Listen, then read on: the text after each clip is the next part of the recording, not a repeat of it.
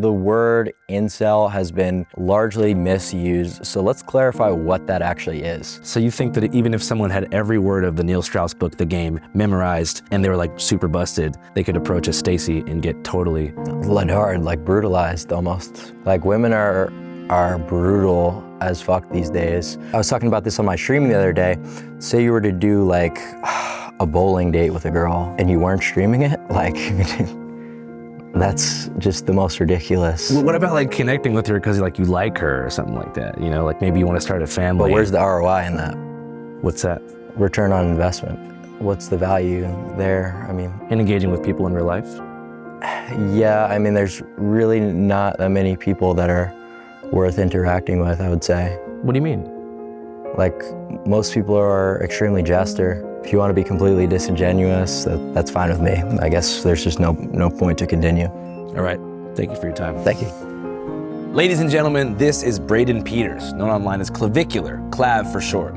A 20-year-old from Hoboken, New Jersey, currently living and trapping content out of a rented mansion in Fort Lauderdale, in Florida. The property has been converted to a 24/7, fully staffed live streaming studio for Clav's particular brand of content, which focuses on partying and also helping young men, particularly in Gen Alpha and early Gen Z, look sexy as fuck and ascend by engaging in looks-maxing activities like facial surgery, limb lengthening, Botox, peptide use, and steroid injection, all with the goal of raising their SMV, sexual market value, in a way that will lead to more ascension and life success. Across mainstream platforms, he has over 1 million followers and over 170,000 recurring viewers on the live streaming platform Kick. I don't want to spoil it too much though. Let's get into the interview.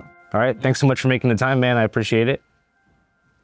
Oh, sorry. How's it going? How you doing, man? Getting started. How are you? I'm good. So for those who don't know, can you tell us your name and kind of what you do? I am Clavicular. I do live streaming. I hop on a variety of podcasts to talk about sort of my philosophy on why looks are arguably one of the most important things in terms of your success in life. Mm-hmm. And what do you mean by that? Well, what I basically mean is every single trait of yours is going to be perceived differently according to your looks level, right? Mm-hmm. So if you're super caged in and shy, but you're good looking, that will be perceived a lot different rather than if you were, you know, an acne-ridden, balding jester and you stay inside all day. People will call you a recluse, they'll call you weird, whatever. Mm-hmm. So even though the actions are the complete same, so that's what I'm talking about here. And what's the exact equation for measuring like aesthetic value? So there's a lot of different ratios that go into it to calculate someone's overall facial harmony score. So for example, that could be the width of your eyes relative to the width of your cheekbones, would be your eye separation ratio, or your mid-face ratio, for example. And then you're gonna take all these measurements and calculate them into a final percentage harmony score. And who has the highest score right now living? I believe it's Matt Bomer. What in particular about Matt's face gives him that high score? It's not one particular thing because it's a calculation of a lot of different measurements. Well, congrats on the big viewership and stuff like that. Thank you. It's kind of cool to see the mechanics of algorithmic takeover here. I appreciate that. I read less than a year ago you were a line cook. That's right. Well, it was just one of my many roles at a restaurant I worked at. What made you kind of want to jump into creating content? I had already been kind of posting my looks maxing, routine and the protocols I was doing for a good amount of time on TikTok, not really taking it too seriously. And I was posting on online forums. So I was sort of like a well-known name in a really small, tight-knit community. And then I kind of took it a little bit more serious because people were asking me like, how do you do this? What was your experience like with this, peptide, whatever? And it started to get a lot of traction very early on. So I just continued with it and we're here now. So going back to like the early days, you were born in 2005, right? That's right. How would you describe your like childhood? Was it fun? Pretty normal, I'd say. Your social experience in school though, how was that? What age range are we talking about? I guess like right around 13, 14 is what I'm thinking. Well, that would have been during the pandemic. So I was in online school. Oh shit. How do you think that being in online school transformed your experience during that time? Well, obviously you're not interacting with anyone. So yeah. You're just like Ladaring. But I mean, was that the time window that you sort of fell into the looks maxing community? Around that time, actually, yeah. What do you think? Right at the tail end of the pandemic, actually. What do you think like initially appealed to you about it? Well, it just seemed like when I first started lifting, and then I got really into, pharmacology and steroid usage, I was like, this is like literally a video game cheat code, is what it almost feels like. And it seemed like so ridiculous to try to play the game fair when I had access to all these things. What was the first kind of thing that you tried out? Was Test. Test. How do you get that stuff? No comment. But it's technically illegal in the US, right? But other countries have like more lax regulations. No, it's prescription only. Okay. And how did that affect your like looks immediately? Like when you mix that with a bit of lifting? I started to blow up quite quickly in terms of the amount of muscle mass I had, but I descended because I was lifting in a huge caloric surplus. So I turned into kind of like a blob sack. So, I mean, I definitely looked minned from taking tests and just bulking, but it wasn't the test. It was just like prioritizing physique and mass over leanness and angularity. And you were already creating content like right off the bat when you found this stuff, or did that come a bit later? I actually sort of was I started kind of documenting a lot of what I was doing on forums, and actually have like a few YouTube videos like kind of going over my experience that people dug up from years prior about like various different cycles I had done. But so I've been doing content for a little while, but none of it was serious. I never intended to monetize it or have a career made out of it. Hey, what's up, guys? This is not an advertisement, by the way, but did you hear that about a year ago, we bought back our old show, All Gas, No Brakes? Remember, from 2019 to 2020, my first show? We bought it back, as well as the entire catalog of unreleased All Gas, No Brakes episodes. If you're my friend and you come visit me in the RV, do not take a shit. Oh, fuck! Jesus Christ! MS-13 is actually the biggest piece of shit I've ever met. And guess what? We are currently on tour right now, going across the country, screening OG and new All Gas, No Brakes material, and screening some never-before-seen Channel 5 documentaries that I think you'd like to see. So if you want to come to our C5 Carnival, which is a hybrid all-gas Channel 5 screening with a talent show and a rap battle embedded inside of it,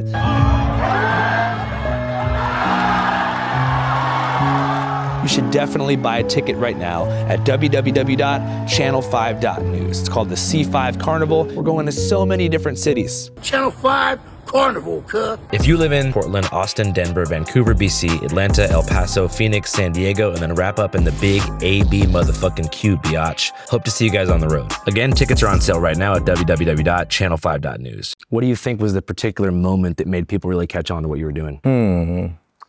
I would say that a lot of like the DIY stuff was what blew up, because a lot of people were too scared to try it themselves, like doing injectable fat dissolvers and stuff. I would post it on YouTube, and people thought it was crazy. They thought it was interesting. So that kind of gave me a lot of clout within like the tight-knit looks maxing community. But in terms of like mainstream success and things like TikTok or whatever, a lot of what led to my blow up was like a segment I did calling out copes, right? Because in early 2025, I'm sure a lot of you guys remember, there was just like a lot of ridiculous methods kind of being put out there for looks maxing that really didn't make fucking sense at all. Like what's the stupidest method that you saw where you were like, no way? Oh, dude, there was this one where it was like jumping to get taller. What do you? It's like called like Masai jump.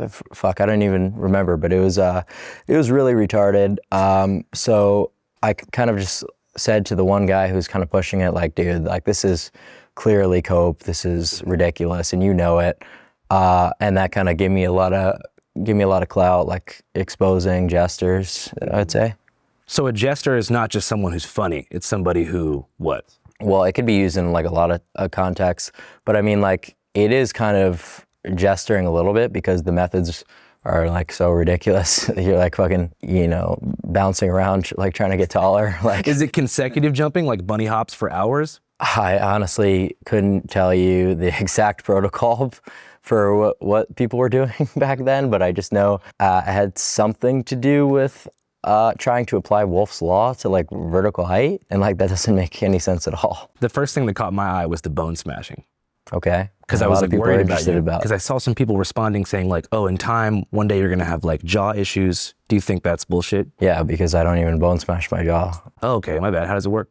Cheekbones. And it's just like, it's so silly that people want to talk about bone smash. I think it's just because it's like you hear it and it's so crazy, but that's not even really like one of the main things that I would, advocate for or promote, or that really give people the most results. It's one of the methods that I talk about, but it's just what gets brought up the most frequently in interviews. If you ask me seriously, I mean, what's the best way to look, Max? I would tell you about leanness. I wouldn't tell you about bone smashing. Got you. So staying low weight. Yeah, staying extremely low body fat. And what are some of the easiest ways to do that besides just creating a caloric deficit? Well, being in a GLP-1 will help you maintain that deficit a lot easier, right? Because it's going to deal with a lot of your hunger signaling. So throughout the day, when you're on a cut and trying to maintain your deficit, you're not just going to be constantly thinking about food. So that's really helpful. What do you think about Ozempic? That is a GLP-1 agonist. That's what we're talking about. It works by just agonizing the one receptor, unlike Reta and tirzepatide, which hit multiple receptors. So this just slows kind of your gastric emptying and like almost nauseates you in a way so that you are unable to eat through that. But Reta is a little bit more like, meticulous, I guess you can call it. So if I'm 202 right now and I want to be 185, what's the fastest way to get there in 30 days? Well, the fastest way is to be eating as little food as possible. Just straight up starve yourself. Yeah, but I wouldn't recommend that you do that. What do you It's a think is the marathon, not a ideal sprint. caloric ingestion amount per day? Like 300 to 500 calorie deficit. I don't really think going beyond that is advisable ever, especially if you're someone who's going through puberty. Like if you're restricting your micro and macronutrient intake during that critical developmental period, you're doing yourself a huge disservice. You mentioned puberty in that developmental period. That's Correct. also like right around the time that you got into all these communities. Right. How was that experience for you? Because it's a strange experience as like a young dude to go from being basically like a kid to a little baby man. Well, you have the most control over your body while all those growth pathways are still open, right? So your growth plates remain unfused. So you can really do a lot with something like an aromatase inhibitor to prevent this process. Not prevent, slow it down as much as possible. Because estrogen is actually what causes you to stop growing. That's why boys are taller than girls, right? So we're blocking our testosterone from converting into estradiol, and that allows us to have that longer growth period. And you could combine that with other mechanisms like taking HGH, and you'll get a lot taller than you otherwise would. Are you concerned about any adverse health effects? Oh yeah, certainly. I mean, if you go about like an HGH improperly, you could deal with, potentially, becoming diabetic, right? So if you're pinning GH and then spamming a shit ton of carbs, that's horrible for your blood glucose levels. Or if you're taking a huge amount of aromatase inhibitors, that could lead to ED, that could potentially be neurotoxic, give you mood swings. So yeah, you really need to be extremely well researched when doing this stuff. That's why I'm like very careful about when I talk about these kind of things, because I want to be as comprehensive as possible. Yeah. To not leave any nuance on the table and try to clarify as much as possible. Right, because you don't want to mince words, then someone gets hurt or something. Because like if that. someone asks you, how do I get taller? And you just tell them, take HGH and an aromatase inhibitor. They go out and do that, and then they don't know about, the thing about carbohydrates, and they don't know that they could have these issues with flatlining their E with their mood and their libido. They could really cause themselves a good amount of harm. You have to explain every single thing. You have to make sure the person truly knows what they're doing before they decide to indulge on any of these pharmaceuticals. So I would say, in a funny way, like a lot more people will actually end up detrimenting themselves, because people these days are lazy. They don't want to research. They don't want to actually do things properly, take the steps that are actually necessary to have success. Yeah. So it's really just about that. I think people are scared to make friends now too. Screen time's at an all-time high. People aren't really going out. Community's kind of in collapse. Less people have real friends. I don't know the relevance of that. What do you mean? What's the relevance of that? It's like What's kind of what you were just talking about? not at all. Wanting to ascend and finding your place in the world, SMV. I was just Engaging talking with about the world. pharmacology. Oh yeah, but I'm kind of getting into your goal is to help people ascend, right? Yeah, but I mean, like, what's the value there? I mean, And engaging with people in real life. yeah, I mean, there's really not that many people that are worth interacting with, I would say. What do you mean? Like, most people are extremely jester, Like they're funny, or like they're just like, just have completely misprioritized lives. I would say the average person that you meet who's like an enjoyer of sports, who drinks beer, for example, you know, let's go have a beer at the pub and watch Sunday football. Like, that's the worst thing that you could do. Like, you should be on PubMed reading various different studies on how you could look smacks. you don't think there's any value in like social interactions with people? I wouldn't say people in general. I'd say that there's certain people that you could certainly learn from, but the average person that you encounter is literally like lidaring, watching like a baseball game. So you think most of humanity is sort of like enslaved to these consumer habits that prevent them from ascending? Yeah, I would say that's correct. And you think that certain stuff like sports, drugs, alcohol, all that stuff is like ways to keep people contained and like kind of prevent them from becoming their true elevated selves? I would say that it's certainly misused, right? So like people will just drink alcohol for no reason at all. It seems like, let's go have a drink, when if you were actually smart, you would realize the purpose of alcohol is to lower your inhibitions to talk to girls. So that's the only time in which it makes sense to leverage such a toxic drug like ethanol. Is the purpose of looks maxing to raise your aesthetic value to also impress and talk to girls as well? Yeah, but I don't like when people put too much focus on like getting girls as the reason that they look smacks, because chasing tail is really not going to get you anywhere. Like, you could become the most successful slayer and have the best game ever, sleep with a different girl every night, but your life will really not change, and in a lot of regards, like, it'll get worse. Like, and that sort of is what something I experience is like it's a mega waste of time. Just talking to girls, going out on dates and stuff like that? Yeah. I mean, I do content, so it's like, it's one thing where, but like, I was talking about this on my stream the other day. Say you were to do like a bowling date with a girl and you weren't streaming it, like, that's just the most ridiculous. What about like connecting with her because like you like her or something like that? You know, like maybe you want to start a family. But where's the ROI in that? What's that? Like, where's the ROI? Sorry, what's ROI? Return on investment. I mean, maybe you have kids and you can mold your kid into like a Tiger Woods type, like little golf player or something. And then he could provide for you, so when you get old, you don't got to go to a nursing home and he can like make sure you're taken care of. Just leech off your kid, like, you know, those, like you want when those you're people who put the kids on the TikTok live, like, I get what you're saying.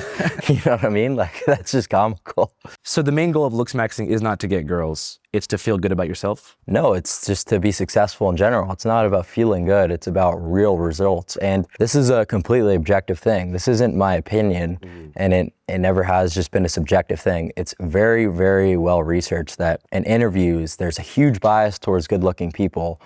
In dating, obviously, a huge bias towards good-looking people. So objectively, you could hate me as a content creator, but realize like the value in what I'm talking about. So the goal, when you say success, you mean like mostly financial and economic? Well, really anything. It's hard for me to think of something where looks wouldn't benefit you. I mean, in your industry, you know, you're a content creator, you're streaming all the time. You think that if you were not physically good looking, you wouldn't have as much success? No, I wouldn't at all. Even if you were like a genius, like Beethoven level creative, but you were busted, you don't think you'd pop off? Well, that's the thing.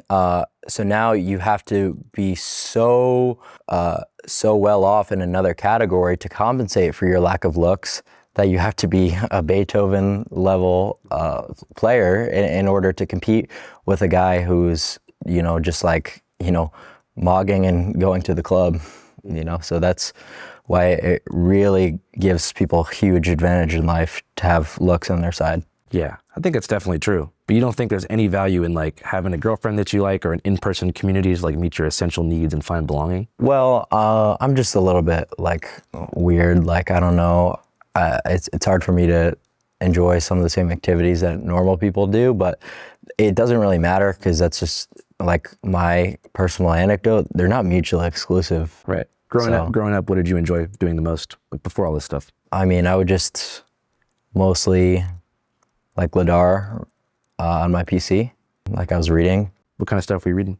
I was reading different forum posts, different studies, just whatever research you can think of. About looks maxing and developing your aesthetic. Looks maxing, bodybuilding, all that kind of stuff. Were you unhappy with how you looked at the time? Yeah, of course. What were some of the things that you immediately wanted to improve right off the bat? My muscle mass was probably one of the bigger ones. I didn't really have much of a presence. I was quite skinny, so I was like a little bit lanky because I grew pretty early, so I was a lanklet, yeah.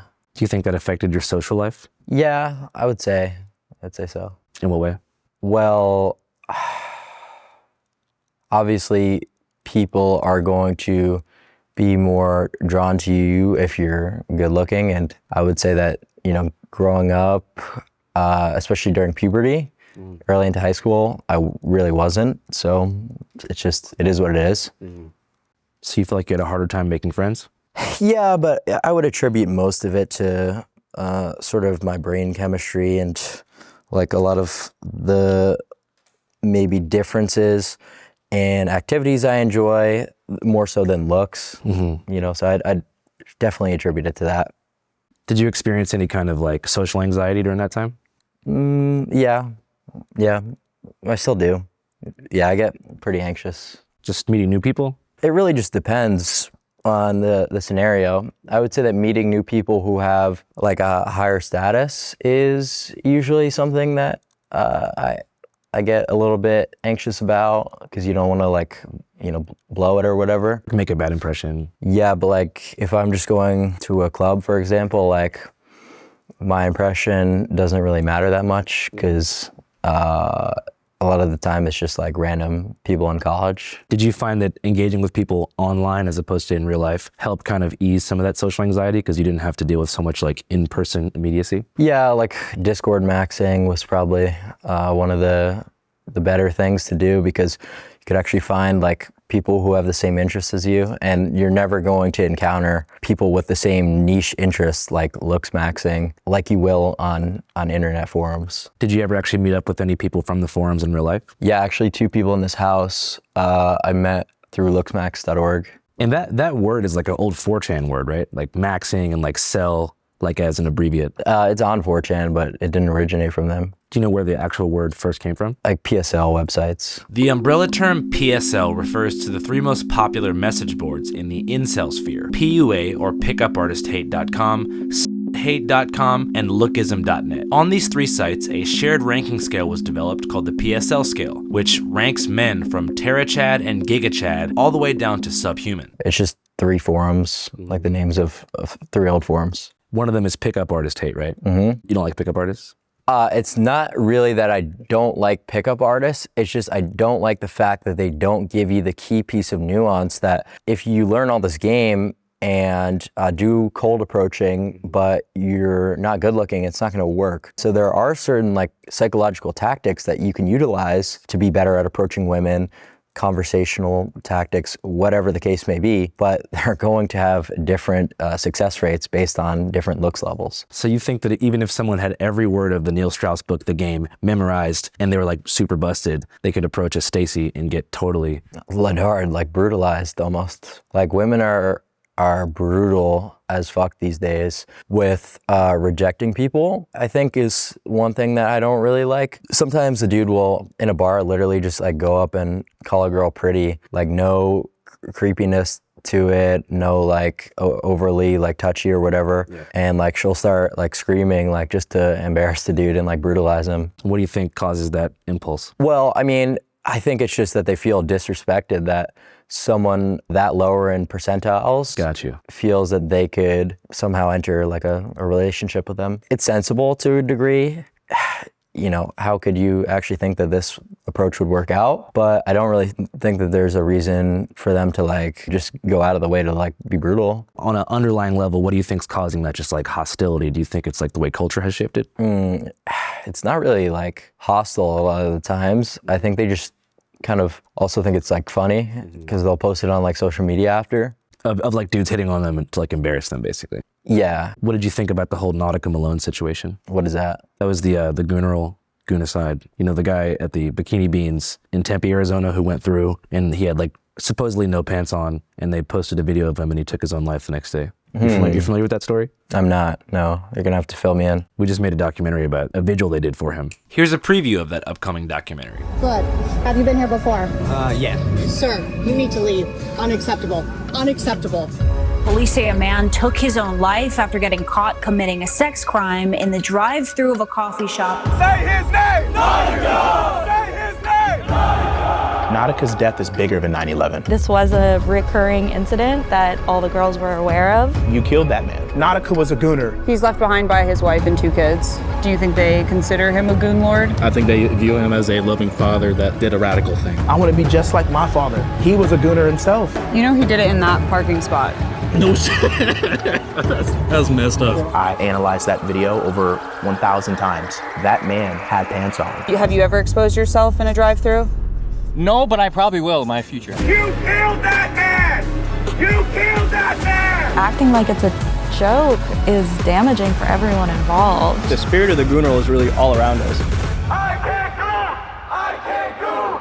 I can't go! If you'd like to see the uncensored, extended, and exclusive cut of the Gooniversary, head to our Patreon at www.patreon.com/channel5. It costs $5 a month to sign up, but your subscriptions help keep the lights on, and there's a ton of stuff on there that you simply cannot see elsewhere. I'll put the link in the pinned comment and description box of this video. All right, back to Clav. Okay, well, like he was fully naked with his No. He has a shirt on. But his phallus, let's just say, is showing to the workers. According to the workers, there was phallus. According to Nautica Malone supporters, he had very short shorts on. I honestly believe that the workers in that case, I don't really think that anyone should take their own lives, but there's a clear difference there between showing your genitalia and being clothed, even if it's promiscuous, even if it's degenerate. And I could call that out too, but that's just straight up a sexual harassment to just go somewhere with your genitalia out. So I'm not gonna obviously side with that one. So you think it's a little bit fried that people are showing up to do a vigil for his passing? I would say so. I think that they're certainly right that there is a lot of scenarios like in the gym when we'd see girls record their sets and a guy would look for a second and then they would try to ruin their lives. Do you need something? Do you need something? Okay, I thought so.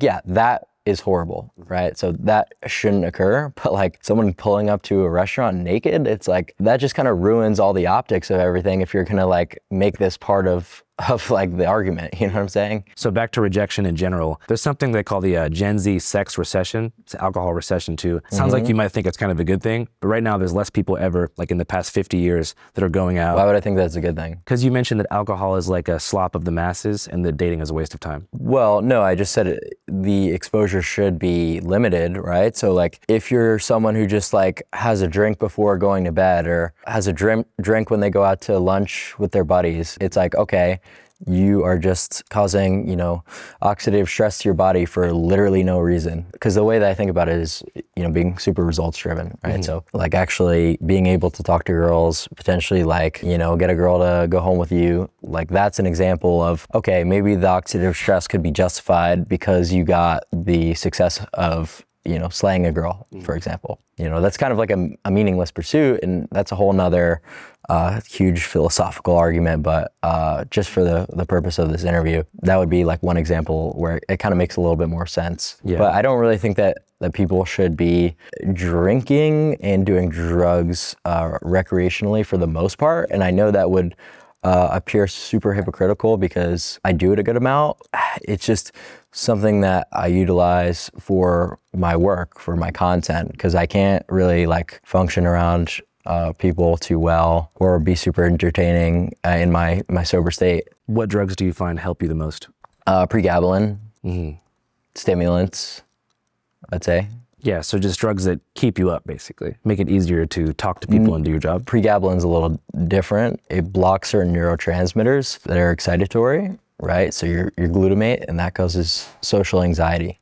right? By blocking that neurotransmitter while the drug's half-life is active, now you're like in a low inhibition state for, you know, the 6 to 8 hours. You don't got to talk about this if you don't want, but have you ever used like methamphetamine? Yeah, no, I've used methamphetamine. Do you know what Adderall is? Pretty close chemically to meth. Right, yeah, so it's dexamphetamine. I was just taking dextromethamphetamine. You think meth kind of gets a bad rap?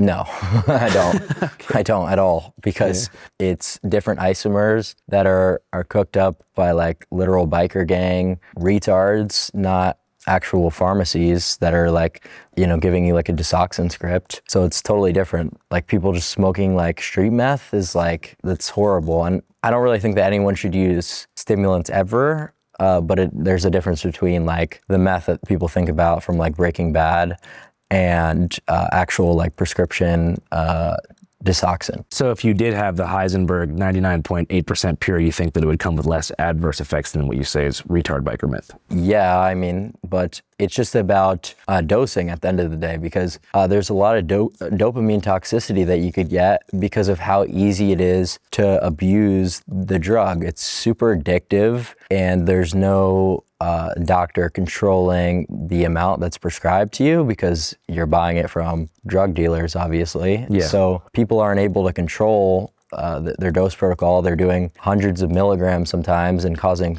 a fuck ton of neurotoxicity. That's why I think meth is something that should never really be done. I just share my experiences because I stream so much that if I tried to hide anything, it would just come out anyway. I began blowing up on social media, and I wanted to ascend in a very short time frame, so I was meth maxing to lean out as much as possible in a short duration of time. What was your preferred meth dosage when you're meth maxing? Usually around like 10 milligrams. Would that be like a line? Well, yeah, more or less, or you could take it orally. But like when people hear like methamphetamine, they assume it's like a guy smoking out of a pipe. But 10 milligrams of methamphetamine is quite similar to the average Adderall prescription. It kind of reminds me of that conversation about like lean versus heroin, how it was normalized to like sip lean, but then it was, you know, people would get shade thrown at them for doing Oxycontin or heroin, but it's so chemically similar. So yeah. Kind of same thing with Adderall and meth. Well, yeah, right? no, what I'm doing is really not trying to like justify my usage or anything, because I stopped doing it. Like it's quite terrible, but that nuance was never something that was included in the headlines, because like meth maxing sounds so funny that it's like a headline. It was a lot different than people really could imagine. Oh, hey, what's up, guys? I didn't see you there. I want to show you something super important. So right now on my phone, I have a dope-ass news aggregate pulled up called Ground News, which is Channel 5's primary research tool that we peep before going into the field to figure out what the heck is really going on. Here's how it works. Every single day, Ground News compiles thousands upon thousands of articles from across the world and maps them across the political spectrum in terms of bias, factuality, and ownership. So you can figure out who might be paying for what message, if you know what I mean. The news media industry has been compromised and destroyed by the same corporate investors and lobbying groups that have poisoned our two-party political system. And for that reason, it's hard to tell who's telling the truth. But with Ground News, it gets a little bit easier, even in the case of Clavicular. So as I can see here, each major story that's broken about Clav has been chronicled and mapped by Ground News. So before meeting up with him in Fort Lauderdale, I did a bit of homework, looked him up on the app, and saw that the far majority of his mainstream coverage consisted of left-leaning outlets attacking him, criticizing Clavicular. For example, Out Magazine published a heavily circulated article titled "How Clavicular and His Looks-Maxing Subculture Are Like Toxic Gays Without the Sex," and a second critical think piece called "What Looks-Maxing Says About Modern Masculinity." And newsflash, they didn't have great things to say about what bone smashing and peptide injection says about the state of young men in the US. These articles are absolutely and utterly riddled with scathing commentary that put me into the mind of a Clav hater. But as a journalist, I had to understand the mind of a Clav supporter as well. But as you can see here on the right, there's absolutely no coverage. Not a peep from Fox News, Blaze, Big Tucker, nobody on the right coming to Clavicular's defense. This helped me to understand and truly realize that Clav is a subcultural leader building an empire and army of his own without the positive help of the right-wing political establishment, except for maybe Peter Thiel, which I'm a bit curious about. Why would the CEO of Palantir be signal-boosting, antisocial, biological determinists willing to sterilize themselves in pursuit of a constantly moving, unattainable success target? If you know more, email me. So back to Clav and the relationship between Clavicular and the mainstream media. I talked about it a bit, but there really isn't one. As you can see here, the biggest Clav story ever, titled Mogging, Maxing, and Clav Briefly Explained, only has 6 sources. 6 sources covering it. That's absolute peanuts and crickets compared to the daily Iran war updates. But I'm willing to bet that 75% of young Gen Alpha dudes can tell you when and where Clav last got frame mogged before they could point out the goddamn Strait of Hormuz. And that is why Ground News has a dope-ass feature called the Blind Spot feed, which doesn't just focus on big stories across two-party political lines. They show you things not being covered by the mainstream media at all and help you break out of your algorithmic echo chamber. Boom, Ground News, dope-ass news aggregate. And guess what? If you want to be like me, a dope-ass Ground News subscriber, today is your lucky day. Just go to ground.news/channel5 or scan the QR code on screen right here and you can get a whopping 40% off the unlimited access Vantage plan, bringing the cost down to about $5 a month. Break free from algorithmic hypnosis. Back to Fort Lauderdale. Speaking of headlines, like how's your experience been with the mainstream media in general? Like a lot more positive than a lot of people think it should be. People really want to tie looks maxing to some type of political movement, whether it be, left wing, right wing, whatever. But it is completely apolitical, and I've had good experiences with reporters on both sides of the aisle, and they've just written based on their experiences, not trying to hit piece me in a lot of regards. So I think that has thrown people off. If GQ, for example, wrote a nice article because we spent the day with the reporter, he got an honest insight into my routine, my protocol, whatever. It's we were very hospitable to the guy. He gave us a fair article, and people are like, oh, bro's a whatever. He's got these weird implications behind him for having a good article from a leftist media company, where it's I'm not a political figure, so yeah. That's pretty sensible. How was your experience working with Elena? Elena's great. Yeah. I think she's a very nice girl, and I'm glad we got to do that collaboration, because that was one of the key things talked about in looks maxing is a lot of the male models, the PSL gods, is what it's referred to. Not to be obviously, what's the word for it? I know that's against the 10 Commandments or whatever. Sinful. Yeah, not to be sinful or whatever. That's just how it's referred to on internet forums. Obviously, idealization of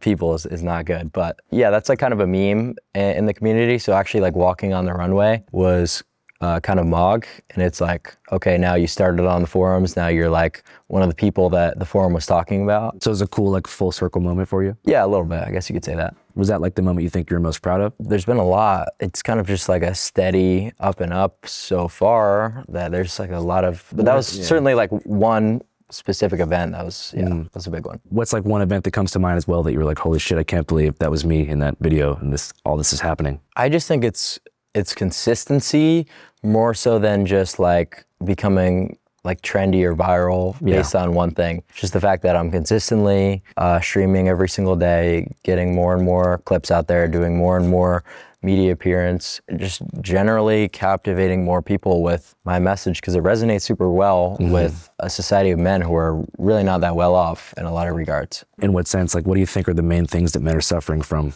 in 2026? Economic struggle, lack of success in the dating market, hypergamy, stuff like that. But your idea is to sort of withdraw from the dating market to an extent and pursue self-improvement in a way to ascend in a way that doesn't put you in last place. I think you're going to be wasting your time entering the dating market until you are maximized. In career and aesthetic?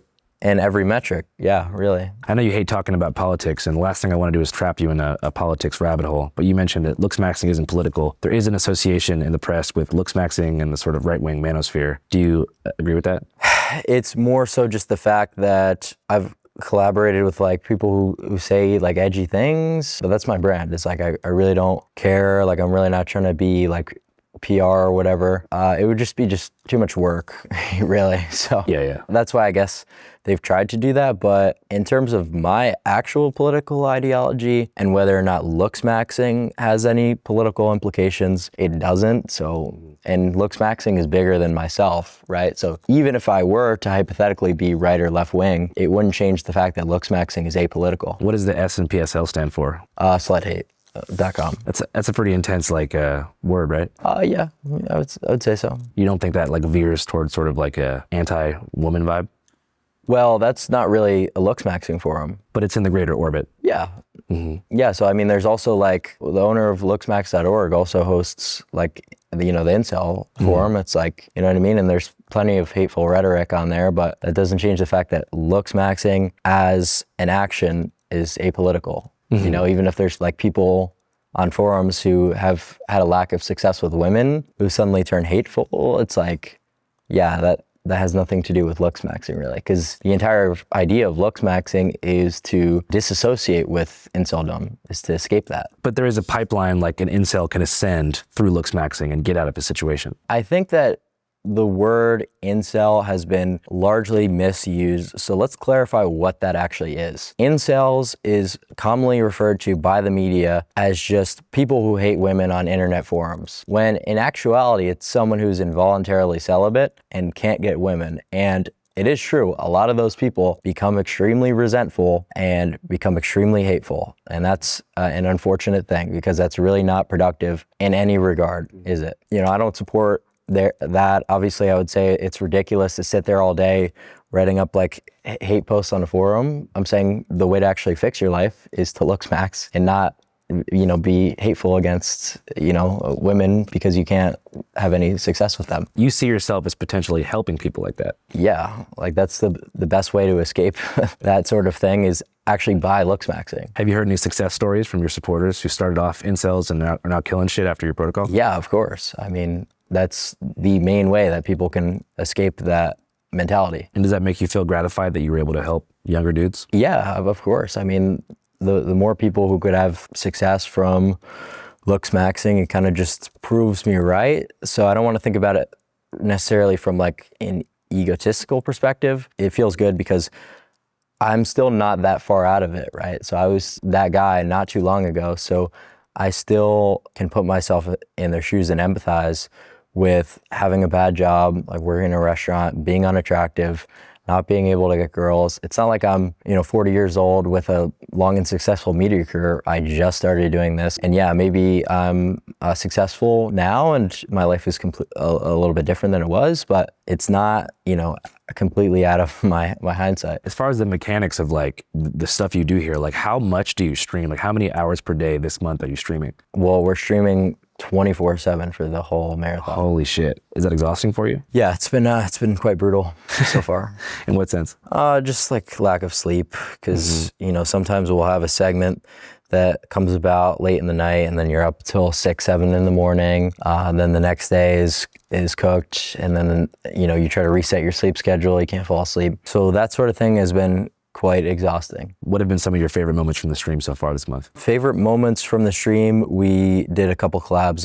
Blueface was a really exciting one, because that was someone we were listening to throughout the come up of my streaming career. I didn't know you were a rap fan. Yeah, I like all sorts of music. And then we collabed with Ryan Garcia also, same day. So it's pretty cool to see that. It's always just funny when you see people in real life that you've only seen on a TV growing up. As far as your clipping and distribution style, who are your influences in that regard? In terms of the clipping, that's not something that we really have any control over. And a lot of the clips actually make me look like quite jester, because it's paid by Kick. We're just a community of people on a CPM basis. We can't tell the clippers this moment was really good. A lot of times they'll AI my face with goofy filters and shit. And for example, I was working out not too long ago and they edited it till the end of my set and they were he only gets 2 reps with this weight or whatever. The clipping is great, and it really does help push you out there. I was #1 in clipping views. A lot of reporters fall for clipping memes. A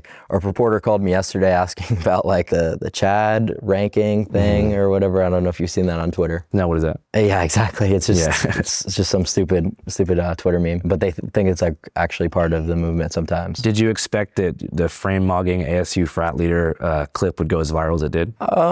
No, not really. But I never really predict what's going to go viral. Do you orchestrate some of these moments, or do they occur naturally? They occur naturally. Just you in the field? Yeah, I mean, we just stream so many hours that crazy shit is just bound to happen with the environments that we're going into. One thing that I've seen to be a major point of debate and contention is the whole body count. What do you think is the ideal body count? Well, for who? For Let's start with for dudes, for guys like us. I don't really think that there's an ideal. I think that the argument that a lot of red pillars and people in the manosphere give is like getting this amount of bodies so that you're able to understand female nature and this, that, and the other thing, when that's really not true and it's not necessary. I think what it's really about is just the willingness to like put your foot down in bad relationships and leave. Because a lot of dudes are so desperate, they finally get that girlfriend and they're so unwilling to lose it that they just have their girlfriend walking all over them, not respecting them. And that's more so the problem. And that's something that, you know, men who are getting a lot of women are more likely to avoid. But you can avoid it without having 50 sexual partners, certainly. What do you think's the ideal body count for a woman? Does it matter? I would say that having any previous sexual encounters is not good. So the ideal situation is like a virgin? Correct, yeah. Why? Because of something called pair bonding. That's what a relationship is all about, right? A long-term relationship with a partner, being pair bonded with different brain chemicals with that person. So if that process is damaged in any sort of way, that just reduces the chance of success in that relationship, right? So that's not like an anti-woman perspective. I think that's just a very like scientific reason for that. It's not just like low IQ, typical jester, whore. Don't talk shit about my wife, you stupid. Shut your fucking mouth. You lick sniz. You're a fucking dyke. That's really like all that you get, you know, saying the word like whore. And it's like, if you're just gonna do that without, you know, giving any reason on why the promiscuity is bad, then you're just like a jester. It doesn't mean anything. So do you think males lose pair bonding value in the same way that women do as they get increased? No, it's a little bit different. How come you think? Well, just the way that our brain chemistries are different, right? So, and it's also not necessarily a bad thing, because it's like we're talking about before, the ability to put your foot down and leave bad situations. Because the framing in a relationship has, for centuries, throughout the entire existence of organized societies, has been in the favor of men, right? It's been male-dominated societies. That's sort of what needs to be restored. Don't you think you maybe want a more experienced partner so that that person has better understanding of human intimacy? No, because that's not what sex is intended for, right? That's, yeah, like it's enjoyable to have sex with women, but that's not the intention behind it, and that was never meant to be. This is like a very new thing in the context of history. People just have regular sex with random people for pure pleasure and then never talk to them again. But weren't the ancient Romans on some like gay orgy vibes? And like samurais were on some gay shit? First of all, it's not even the Romans necessarily, it was more so the army, but like what's the relevance of that? Well, you're talking about the people having sex for pleasure as a new thing and that beforehand it was not used for that purpose. I said generally. Generally, got you. But yeah, in terms of relationship, just because like Roman soldiers who hadn't seen their wives and have no ability to see their wives were homosexual, that doesn't, change what I'm saying. But it was outliers back then. Yeah, it almost is like the same context as people in prison weren't able to have sex with their wife. So back to what you were saying, which I think is super interesting. You're saying you feel like nowadays the relationship and human intimacy and sex has changed. Yeah, it has changed. And in the sense that before it was more just about procreation? Yeah, more about intimacy, procreation, bonding with your partner, and now that really doesn't exist. And what do you think, I guess, hypersexualized our society? The sexual revolution, clubbing culture, just it being normalized, contraceptives, all that kind of stuff. So relatively new stuff. Like you're talking pretty much since like the mid 1900s. Yeah. Yeah. Mm-hmm. And what do you think was the greater agenda at play there? Do you think it was just people losing their family values, or? I don't really think that matters. The greater agenda at play, like that's just gonna be a lot of like conspiratorial talk. It just doesn't matter. I more mean like just after World War II ends, like the hippie movement starts and you have this sort of like you said, sexual revolution, people expressing themselves in new ways and kind of just like subcultures emerging. Like the divorce rate went up after that and all that stuff in the past 70 years. Well, yeah, and that's like people moving away from religion, like the Catholic Church doesn't allow divorce, or at least it's not supposed to. There's a variety of factors why people chose to sort of have this rebellion against traditionalism, and it happened, so it is what it is. And you think that it was ultimately a bad thing to turn away from the church? Yeah, I would say so. How come? Well, I think that there's a lot of benefit to having some sort of like structure in play in a society, but I think I am not the most well-educated theologian. So I don't really talk about theological issues. It's not that I'm like anti-religion. It's just I don't really like to talk on any issues I don't have too much authority on. So I really haven't like thought about it too much or done any research. You just mentioned the Catholic Church specifically. I was just wondering if you grew up religious. Yeah, I went to Catholic school. Okay, word. I didn't know that. How was your experience there? Good. I read that your parents were involved in bodybuilding in some way. Yeah, my mom. Your dad too, or just your mom? My dad just lifted recreationally. But you were around people who exercised in your life and people who cared about their aesthetic long before looks maxing came into the picture, right? Mm-hmm. Yep. What's the main thing you feel like the mainstream media gets wrong about you that you really feel like needs to be rectified? That looks maxing is from a place of insecurity. That is true for a lot of people, but that's not universal. Like you could just encounter all of these different studies that I'm referencing from like online dating apps or, you know, stuff with looks correlating to higher average incomes and decide, oh, it makes sense for me to dedicate my time to looks maxing because you calculate the ROI. I'm just confused because it's like, on one hand, you're saying you want to like help men improve their aesthetics and succeed in life so that they don't feel so lonely and they're not so hateful and they can go out and succeed. Then you also say that like going out and dating and stuff's a waste of time and that you should prioritize looks maxing and aesthetic improvement. So I'm just trying to figure out like what the real goal is for improvement because it kind of feels like a closed circle, you know? Well, so you're maxing and then, you know, you're putting into play any of the things we were talking about, like, you know, low income maxing with pre-gab, for example, and going out and doing stuff like that. That just has a lower ROI if you haven't looks maxed. But you're gonna have a lack of success. Once you reach like maximum MOG levels, maximum aesthetic, like when you become a true 10, at that point. Then you get to do whatever you really feel is the path for you. And I couldn't tell you that. But whatever path that you decide, you're going to have a much easier time and you're gonna be a lot better off. So yeah, that is a hard thing for me to try to conceptualize and give a recommendation on, because I think I'm a lot different than the normal person in terms of like what I enjoy, activities I like to do. So yeah, that's why it might be like a little bit confusing, because I'm like leaving that part of the equation out of it. Yeah. That's because I don't know. You're you, I'm me, and you know, we get to this spot of being maxed out in as many metrics as possible, and then we take it from there. Has anybody reached full ascension? Ascending is kind of like an ongoing process. Like, is there any 10s out there, like people who have? No. Really? No. Will there ever be a sort of messiah? Not with the technology we have now. The methods would have to improve to the point where like scientific evolution would precede that. Yeah, more so like just surgical intervention. Who knows? So I'm really not gonna predict what sort of science is going to come in the future. How did you feel about the whole like Miami club controversy a few months ago? The controversy I'm referring to is how many people, including myself, became aware of Clav in the first place. So, while on stream, a while ago now, Clav went to a nightclub in Miami with some other guys. While they were out, both in the Sprinter van and inside the club, somebody played Kanye's famous Hitler song. You know the one. The incident led to widespread media attention, condemnation by political leadership, a blame game amongst participants, and earned Clav a lifelong ban from all major Miami clubs. How did I feel about it? Yeah, the aftermath, like the magnitude. Well, I mean, of it sucks not being able to go to like some of the MOG clubs. I mean, I just started college club maxing. In a lot of ways, that was like actually better because it's more affordable actually. So like, you know, a lot of people like sort of like to talk about that in interviews, and it's like, dude, what's the relevance? Like, how is that even correlated with looks maxing? You talk about mainstream coverage and the magnitude of coverage that has came after some of these controversies and the things they get wrong. Yeah.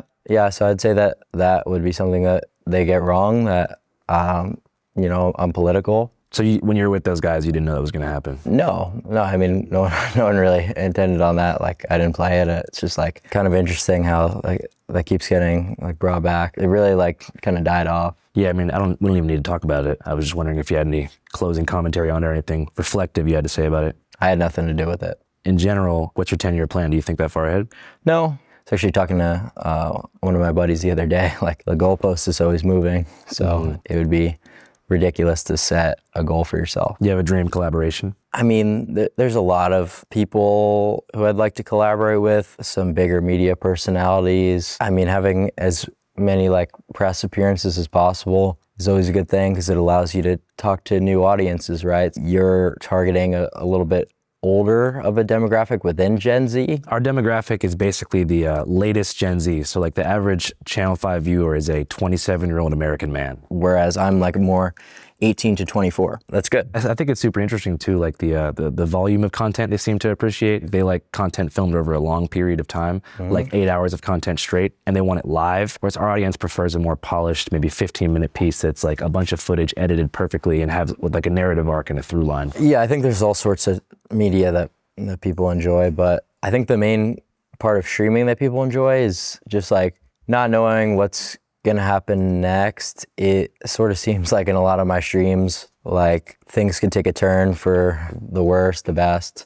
Like you really don't know what to expect. I don't know what to expect. Because you're filming so much stuff, it's like a lot of things can happen. Is there any moments you regret from streaming? Not really, because we're here now. So even the losses you took on the way were all part of the hustle and the journey? Yeah, because it's like you learn, like maybe that's not a good idea to do that. From a security standpoint, how do you stop stream snipers from ruining your... I'm not gonna talk about that.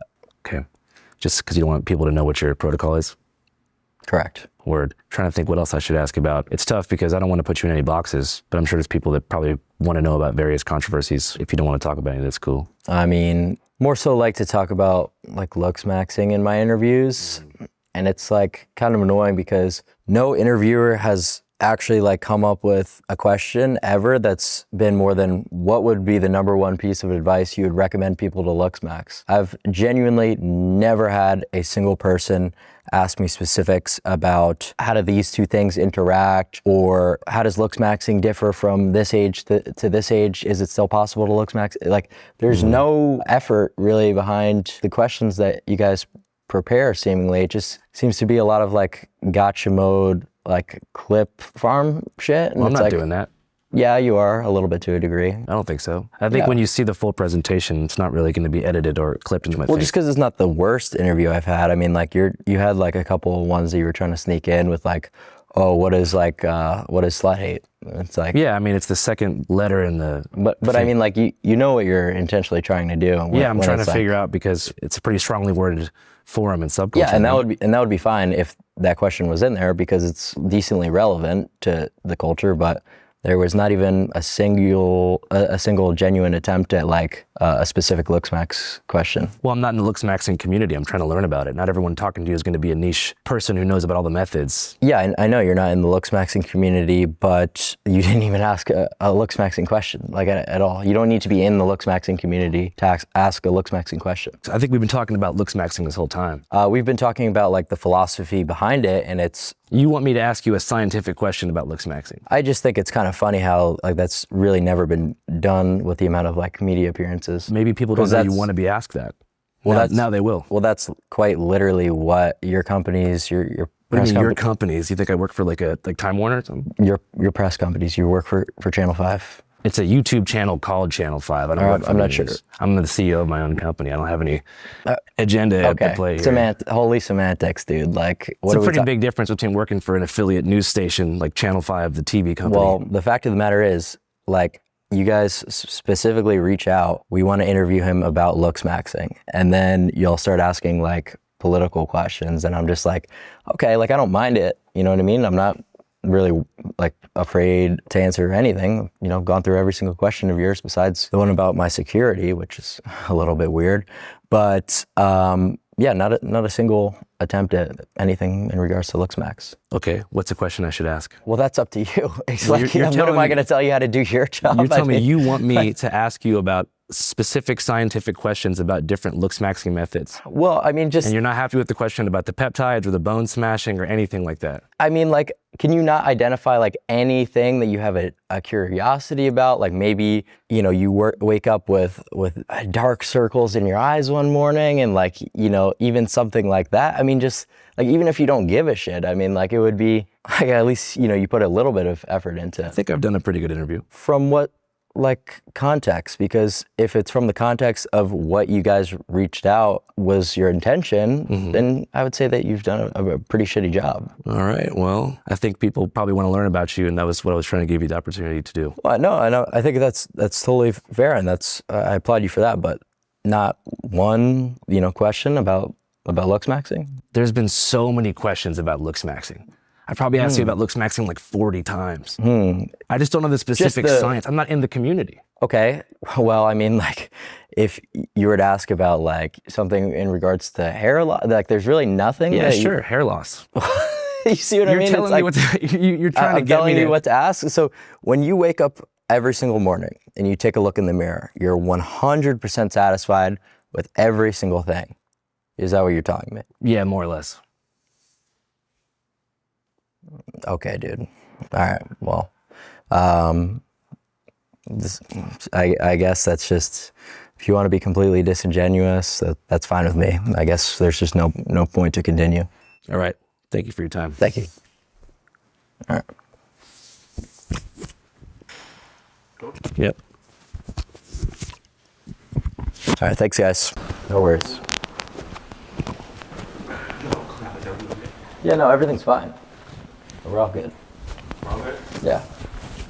Though a bit disappointed that things panned out the way they did, I was too overwhelmed with excitement to trip too hard about Clav cutting things short. I'd just gotten word hours prior that rapper and newly championed First Amendment icon Afroman was down to give Channel 5 his first long-form, exclusive interview after defeating the Adams County Sheriff's Department in Ohio, whose officers sued him for defamation after Afroman wrote a song mocking them for unconstitutionally raiding his home back in 2022. Here's a preview of that. They don't know they're the original man God created. They don't know they invented the pyramid. They don't know the Moors took knowledge to the Greeks and the Egyptians took, and the Moors brought knowledge to Spain and Europe. They don't know they're these intellectual people.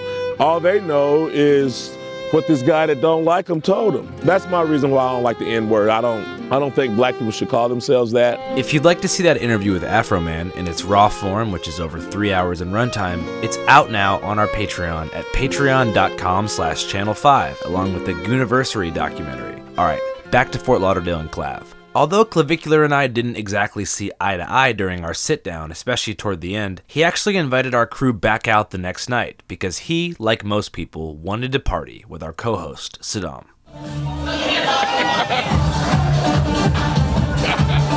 Yo, can you define success to me? You're looking at it, brother. Would you rather have financial success, looks maxing success, or like romantic success? Looks first, everything else follows. Yeah, we're right here, we're in the club with Clavicular. Right now, he got the whole section full of Stacy's, and we're just chill maxing. We love Clav! We love Clav! We love Clav! Yeah! Man, some niggas is hella serious about this shit. They're really about that looks maxing. This nigga a god to some people. What's your thoughts on looks maxing? People can do whatever they want. Me personally, I like the way I look, so I'm happy with that. I don't have to do anything. But if you want to change something about yourself, then it's whatever. Bro, if there's something you don't like about yourself, change it, man. Wake up and just change it. Are you a looks maxer? No. Stop living a life you don't want to live, you know what I'm saying? The societal indoctrination of looks not mattering is completely ridiculous, and I think that's been shown throughout the last 10 to 15 years with social media. You know, if you're really serious about improving tangible things like money, status, relationships, like improving looks is a pretty obvious thing to do. If you have to looks max, you're not that hot. What are your thoughts on the looks maxing movement? I love it. I love everything about it. Why is that? Because, I mean, if you can improve yourself, why not? Do it. Do it for the fun. Why not look good, have money, and be successful all at the same time? You know what I'm saying? And if you attract more people into your life, that's more opportunity. That's a theory I'm going to explain to you. It's called trickle-down economics. You see, all these bitches are here because I invited them, but obviously I can't have sex with all of them. It's just too much work. So that they trickle down, and then the rest of the buddies can take care of it.